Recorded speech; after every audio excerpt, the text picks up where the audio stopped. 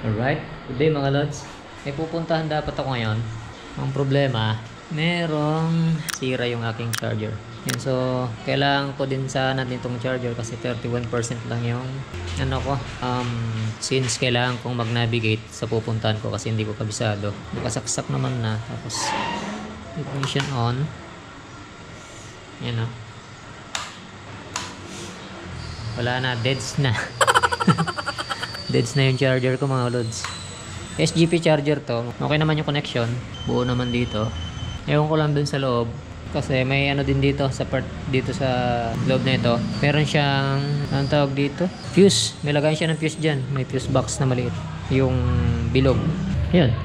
So pornada yung lakad ko. Wala rin kasi akong power bank. Matagal na sira yung power bank ko. Kaya risked na lang. Kakalimutin na lang to. Yun, so ito muna yung ato pagiging ngayon. Babaklas muna tayo ng headlight. Nandito kasi sa loob yung ano nito. May fuse banda. Baka may problema doon or sa kahit anong part ng wire ng SGP charger natin. Dito nakalagay kasi yung charger ko mga lods. Yung iba kasi nandito sa loob ng box. Kaso sobrang init dyan kaya hindi ko yan nilagay. Dito ko nilagay sa ibabaw. Baklas muna tayo ng headlight para malaman kung anong sira ng ano na to, charger na to. Alright, let's go!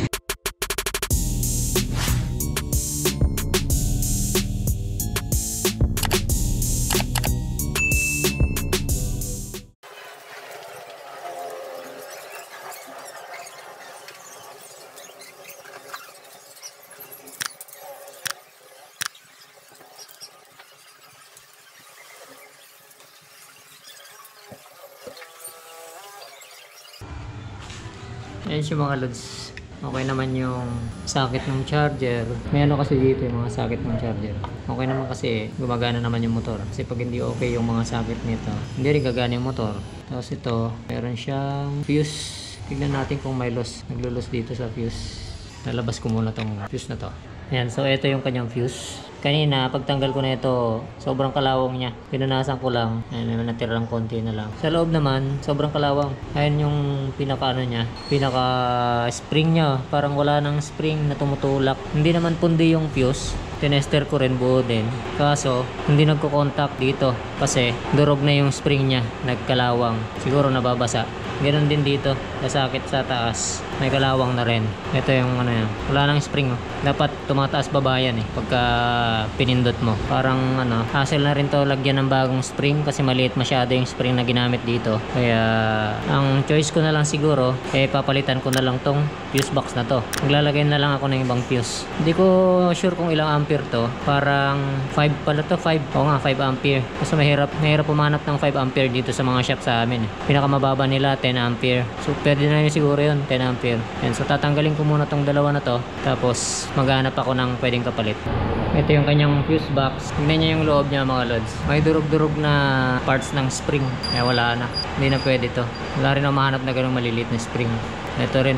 Sobrang kinalawang na rin sa loob. Siguro sa katagalan na rin. Kasi matagal na rin yung charger ko na yan. Yan. So ginawa ko, pinutol ko na lang to. Tapos maghanap na lang ako ng ibang fuse. Alright. Ito na, nakahanap na ako ng ibang fuse. Tube type na rin yung kinuha kong fuse. Para madali lang din siyang i-ano dito. I-ayos.